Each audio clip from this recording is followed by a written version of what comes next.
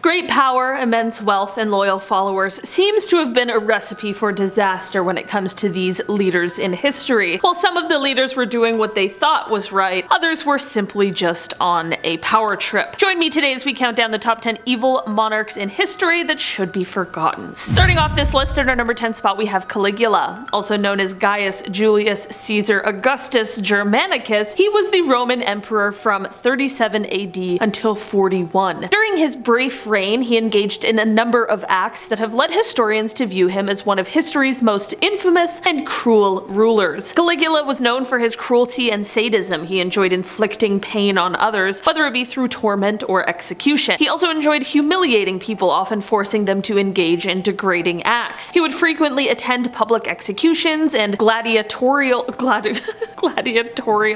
I think that's how you say it, but honestly, I just really went for it. He would frequently attend public executions and gladiatorial games, where he would often order the execution of prisoners or participants. Caligula was also known for his incestuous relationships, and he even attempted to make his horse a consul. His erratic behavior led to widespread fear and paranoia among his subjects, and he was eventually assassinated by members of the Praetorian Guard. Caligula's reign was marked by extravagance, brutality, and excess. He spent lavishly on public works and projects, often at the expense of the Roman treasury. He also engaged in a number of diplomatic blunders which damaged Rome's reputation and weakened its position on a world stage. Overall, Caligula's reign was marked by a complete disregard for the welfare of his subjects and a willingness to engage in acts of cruelty and depravity for his own pleasure. His legacy has endured as a cautionary tale of the dangers of unchecked power and the consequences of a ruler who places their own desires above the well-being of their people. In our number 9 spot today, we have Irene of Athens. Heading back to the Byzantine Empire, Irene of Athens was the mother of Constantine VI, and while the pair co-ruled together for almost 2 decades, things ended in quite the tragedy. After the pair co-ruled, Irene did go on to rule on her own from 797 to 802, but you might be wondering how she managed to outrule her son. Well, Irene, the ambitious ruler, wanted full control all to herself, so she asked for the help of some political allies to pull off a scheme against her own son. She began to lead a conspiracy against him to try and get him out of power. The duo did end up reconciling their relationship, but this is not where the story ends. In 786, the public began to turn their backs on Constantine because he had decided to divorce his wife and instead marry his mistress. Irene saw this as a second chance and once again chose to conspire against her own son. Honestly, fool me once, shame on me, fool me twice, this lady just did not care. Here's where things in the story get exceptionally gory though. Irene not only ordered the arrest of her son, but also ordered that his eyes be gouged out. Yeah, that's how good old Mumsy came into power. In our number 8 spot today, we have Henry VIII.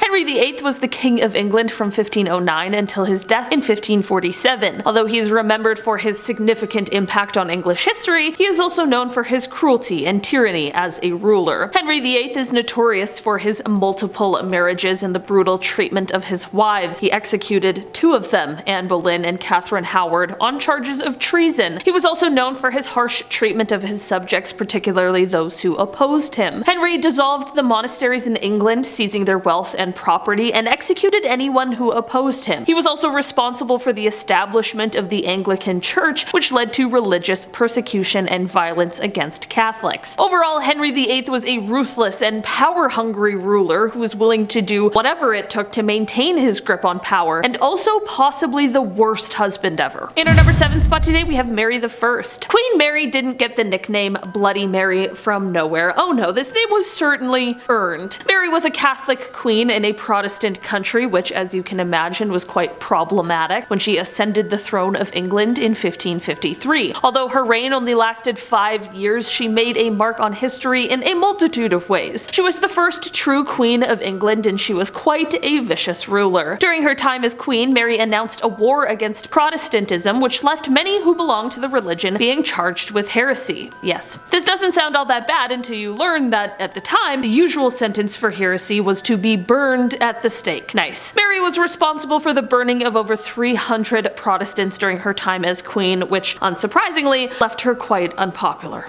In our number 6 spot today we have Vlad Tepes, often referred to as Vlad the Impaler. He was the ruler of Wallachia 3 times between 1448 until his death in 1476. He is often regarded as one of the most important rulers in Wallachian history, and to many he is a hero, and this is not to disregard that, but you definitely don't get a nickname like the Impaler by being a very passive, peaceful guy. Vlad was known for his brutality and his love of impaling people, but it is also said that everyone's favorite vampire Dracula was modeled after him. This is because it is rumored that Vlad liked to dip his bread in the blood of his enemies before eating it. I just prefer like olive oil and balsamic vinegar with mine, but hey, to each his own, I guess. Vlad is known for his intimidation tactics, which included having the bodies of those he had killed lined up outside of the city so that any enemies approaching would know what fate they had coming. Like I mentioned before, many regard Vlad as a hero. I mean, it is abundantly clear that he fought as hard as he could to protect Romania and Bulgaria from the Ottomans, but that doesn't mean that the horrific things he did have been forgotten either. Vlad definitely left quite a legacy behind when he was killed in 1476.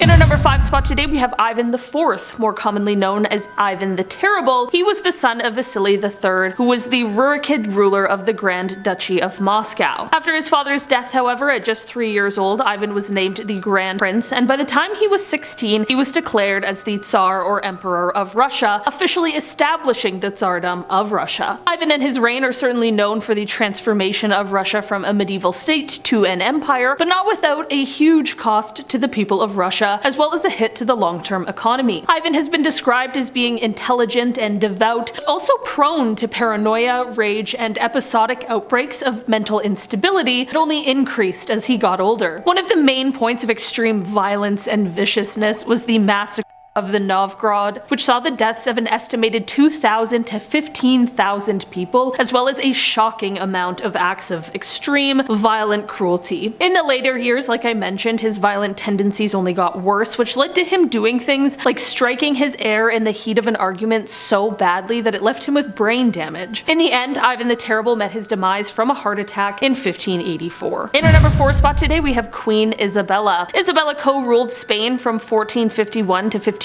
with King Ferdinand II, and during her reign she had some pretty horrific views and feelings. She wanted to get rid of all the Spanish Muslims and Jewish people from her kingdom. Sounds a bit like another evil ruler from history. In 1492 she ordered that all Jewish people either convert to Catholicism or get thrown out of the kingdom. She made them all come to Spanish court to either pledge their faith to Catholicism or get exiled from Spain. How horrible is that? The Queen has also been attributed with establishing the Spanish Inquisition, which definitely is not a historical highlight. Both Isabella and Ferdinand are often said to have done great things for Spain, which in some cases is true, but at what cost? And for what reason? In our number 3 spot today we have Nero. For this one we are going to be taking it back all the way to the age of the Roman Empire once again. When we think back to these times, they weren't necessarily the most kind, peaceful of times, but there certainly are some characters that stand out as being particularly brutal, like Caligula, and one of those is Nero. Throughout his reign he wreaked havoc on the Roman Empire. He burned cities, he killed thousands of people, including every member of his own family, and I mean, we know the inventive execution methods of the past, so you can probably just guess at how brutal these all were. Most Roman sources give us an almost completely negative review of him, in reference to both his personality and his reign as a leader. He was called compulsive and corrupt, and it is believed that he actually is to blame for the great fire that burned Rome, but instead he used the Christians as a scapegoat so that they would receive punishments rather than him. In the end, after being declared a public enemy by the Roman Senate and realizing that the rebellion would be lost, he ended up taking his own life at the age of 30. In our number 2 spot today we have Olga of Kiev. Olga of Kiev became queen regent in 945 after her husband was killed, and during the time her son was too young to rule just yet. Olga knew that once her son was old enough to be crowned king, her power would be taken away, so she needed to see her wishes carried out before that happened. Her wishes included the capturing and killing of those who took the life of her husband, which was carried out by using scalding hot water. Yeah,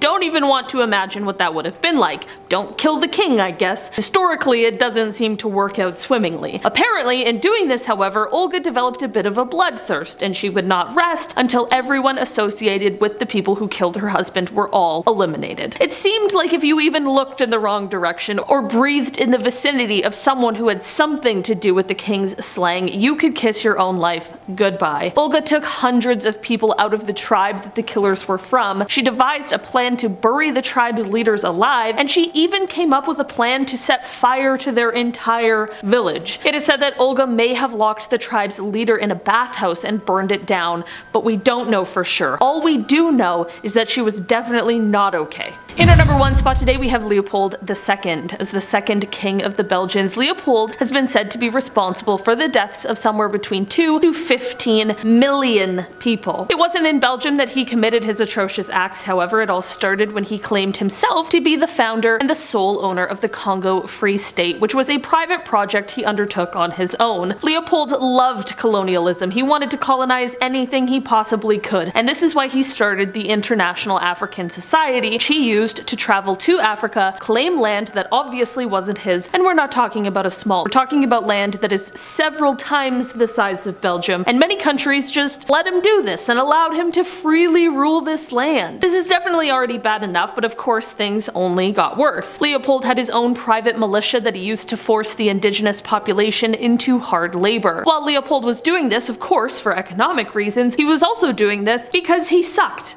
Alright? He was terrible. He made those who lived here harvest and process rubber, and the punishments for those who didn't harvest enough for him were extremely severe. Not to mention, it is also said that sometimes he would inflict harm, just because he could. Eventually a stop needed to be put to his wrongdoings, but of course he was going to do everything he could to hide some of the horrors he did. The entire archive of the Congo Free State was burned, and he told his aide that even though the Congo had been taken from him, quote, "They have no right to know what I did there." The Congo was taken from him, but remained under the rule of Belgium in 1908 until the Congo was given independence in 1960. As for Leopold, well, he remained the ruler of Belgium until his death in 1909. But the secret was out now, and no one liked him. In fact, his funeral cortege was booed by the crowd because everyone was angry at him for the things he had done. Alright guys, that has been our list for today. Thanks so much for checking it out. I've been your host today, Olivia Kozlowski, and I will see you again soon. Bye!